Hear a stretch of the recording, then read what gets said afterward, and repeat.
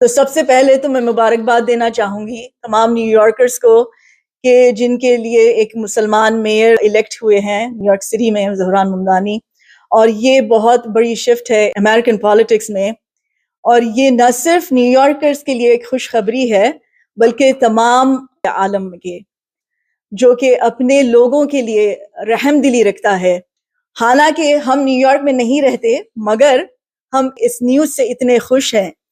کہ ایسی new York جیسی سٹی میں جہاں پر ہر قسم کے لوگ ہیں، ہر قسم کے ادیان کے لوگ بستے ہیں، وہ سب ایک ساتھ آئے تاکہ ان کی جو سٹی ہے وہ بہتر ہو۔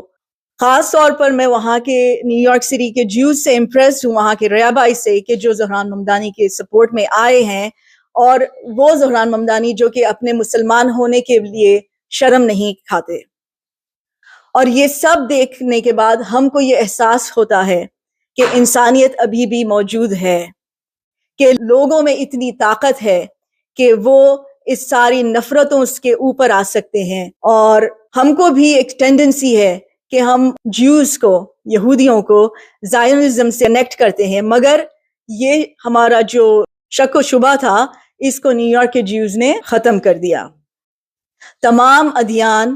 محبت اور بھائی چارگی سکھاتے ہیں۔ تو اسی طرح جب یہ الیکشنز ہوئے اور یہ کامیابی حاصل ہوئی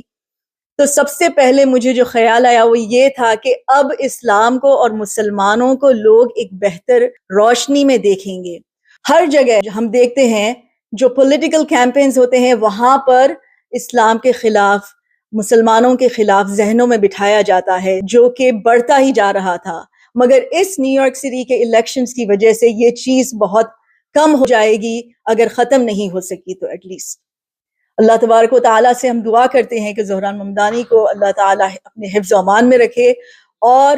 انہوں نے جو پرومسز کیے ہیں اپنے لوگوں کے لیے، اپنی سٹی کی بہتری کے لیے، اس میں ان کی مدد فرمائے۔